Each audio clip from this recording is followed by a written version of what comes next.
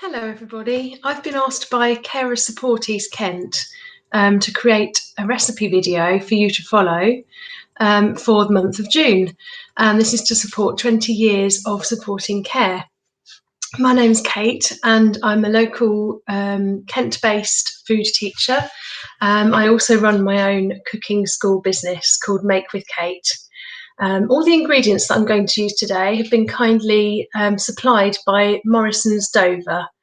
And today we're going to make coconut and lime ice lollies using coconut milk, so it's completely dairy free. Okay, so we're going to start with some limes, and we've got 6 limes in this recipe, but it's important to remember that you're making this for yourself, so you may want to adjust to more limes or less limes. You might want to taste the recipe as you go along. So we're going to start by zesting 2 of the limes.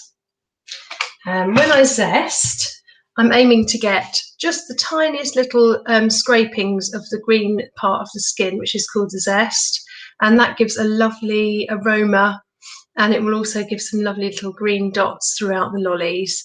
So there's several tools that you can use. You could just use a grater, but I would use the very fine side of the grater. And what you'll find, if I show you, you'll find that the zest tends to stick on the inside of the grater. So it's useful to have a tool such as a pastry brush.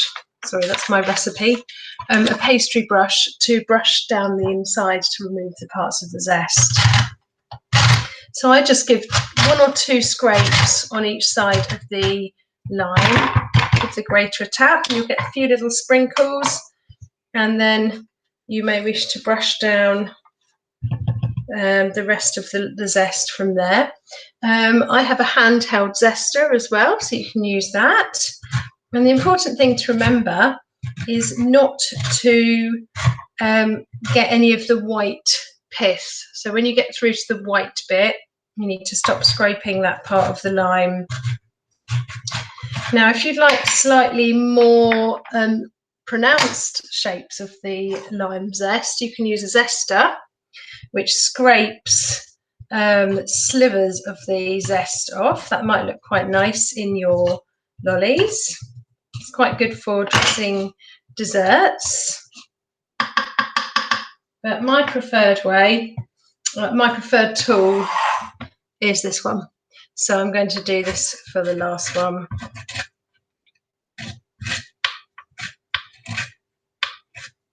It's a handheld zester. And I can see exactly what I'm getting off of the lime as I go round. It smells absolutely amazing. Really fresh, citrusy and zingy. There we go. And again, I'll just scrape down any bits that are clinging to the back side of the zester. Okay.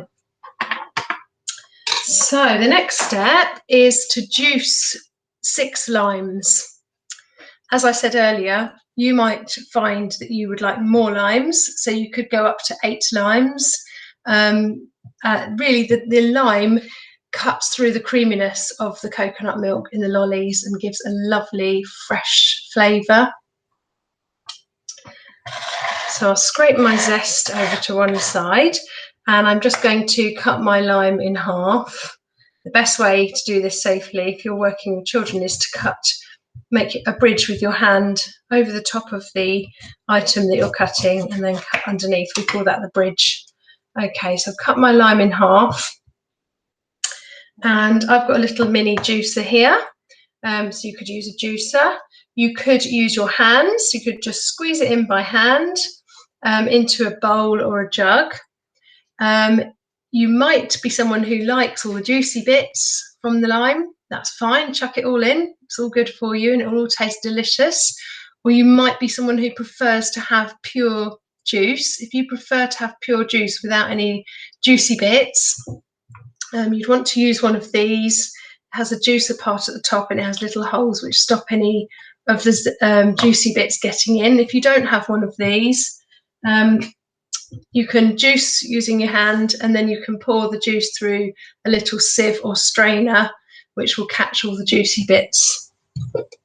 I'm just going to use my little mini juicer. It's quite good I keep my limes in the fridge, but it's a lot easier to juice your limes when they're at room temperature because they're a little bit softer. So that's something worth considering when you're doing this. So I've got 6 limes to juice here, so it may take me some time. There we go. So I'm putting them all into a jug here, a nice big jug. All my ingredients are going to go in there, which is going to make it a lot easier for me to fill up my lolly moulds because it's a lot easier to pour from a jug. Now I've got a bit of an overflow issue here. There we go. I'm going to allow a few of the juicy bits into my lollies because I really like lemons, limes and oranges. Anything citrusy. Okay.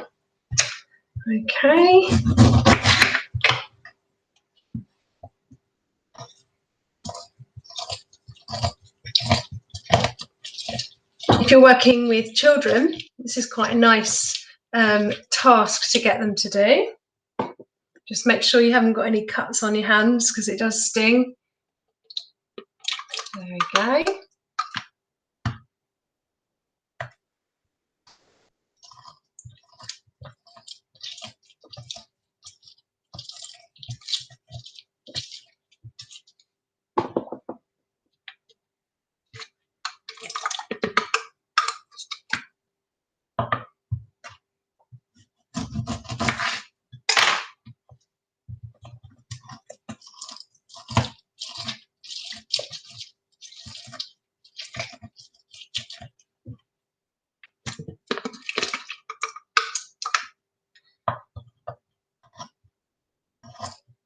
Okay.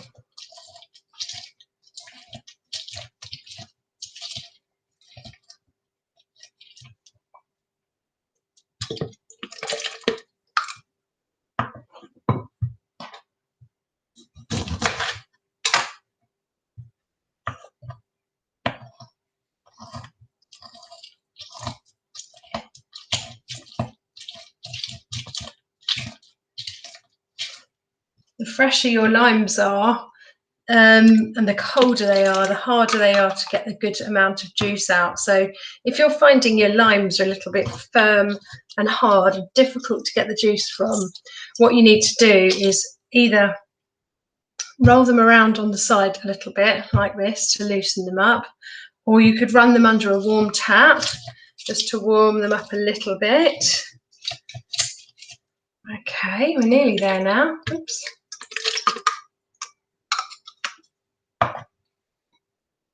So everything is going in that big jug. It's ever such an easy recipe. There's no cooking involved, no heating. You just need a good space in your freezer to put the lollies to set, a good flat space.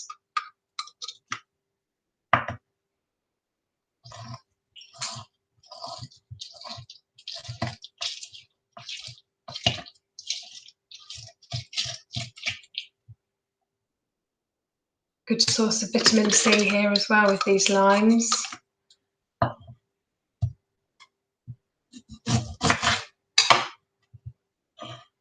Okay, we're nearly there now.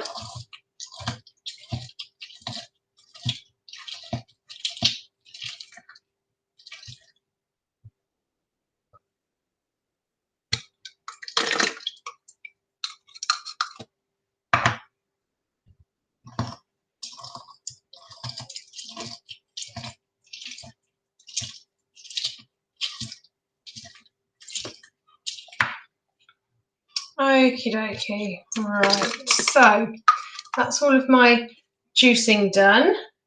I'm going to scrape my lime zest into the jug with the lime.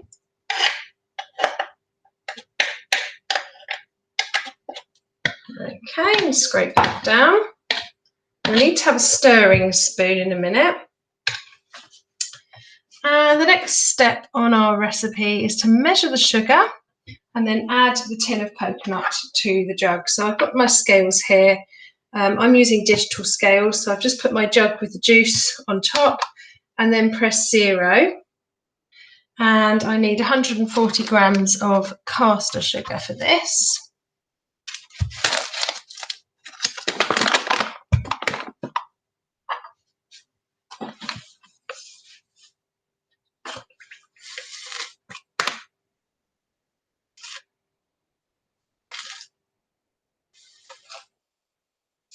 There we go. And then I'm going to add my coconut milk.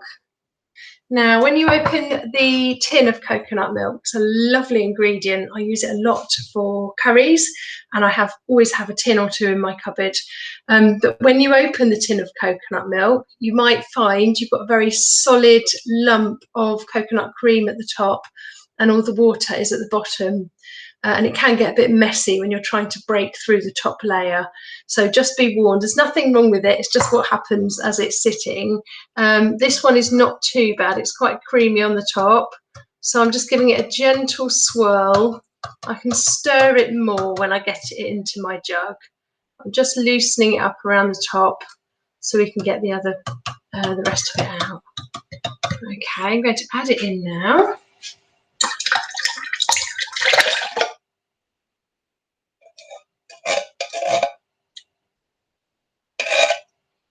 Okay, and I'm going to give it a lovely stir. Make sure it's not lumpy anymore. Make sure it's nice and smooth, and we've mixed the sugar well into the mixture. Now, there's one last ingredient, and that is the vanilla essence.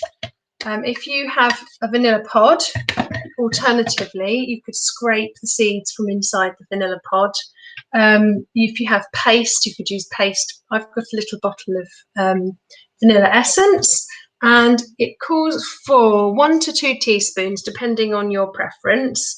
And I just add it to the lid rather than getting a teaspoon out. That saves a little bit of washing up. So one lid full is about a teaspoon. So I'm going to add 2. This just adds another flavour, balances out the zinginess of the lime. There we go, give that a good stir.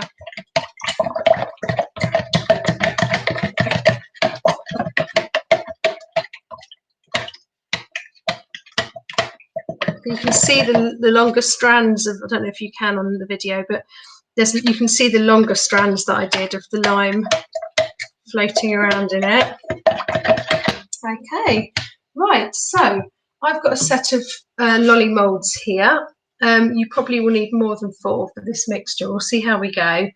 And you'll need to make sure you've got a clear, flat surface in your freezer. So we'll take the lids off, make sure they're nice and clean when you get them out. Now, you might find that you want to use a funnel.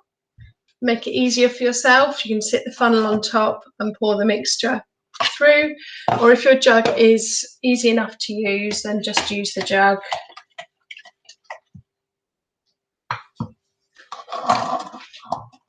Pour your mixture in right up to the top, but not overflowing. Leave a tiny gap because it does expand in the freezer. There we go.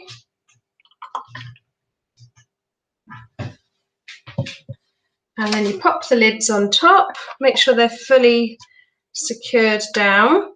Now, it will take at least 4 hours in the freezer for these to set, and you want them to be really set and not mushy. So I would recommend leaving them overnight and then getting them out.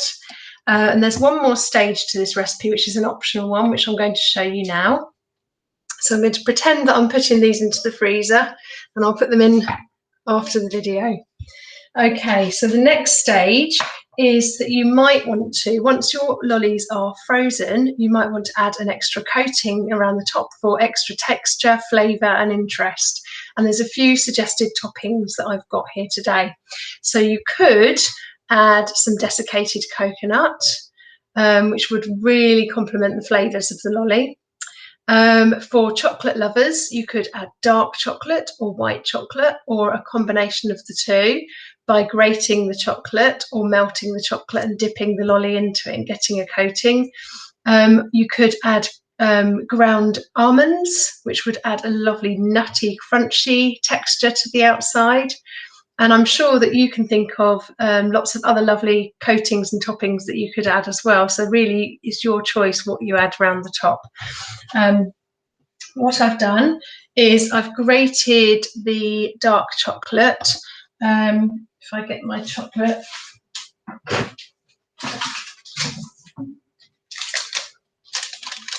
Make sure your chocolate is cold before you start grating it, otherwise you're going to get really messy hands and it will be quite slimy, the chocolate.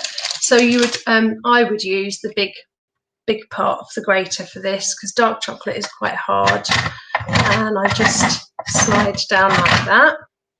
And the same for white chocolate. Now white chocolate is even softer, so definitely keep your white chocolate in the fridge before you decide to grate it. So I have my dark chocolate, I have some lovely ground almonds.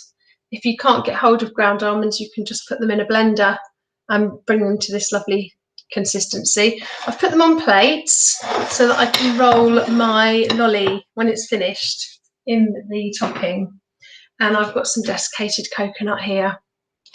So I've got one I prepared earlier, here it is. So I got this one out of the freezer. I made this one yesterday. Got this one out of the freezer, and it's quite hard to get it out of the casing. So what you need to do is boil the kettle, put the boiling water in a mug, and just put your lolly in there for a few minutes or so until it's ready to come out. So I'm just hoping that's going to be, yep, nice and easy.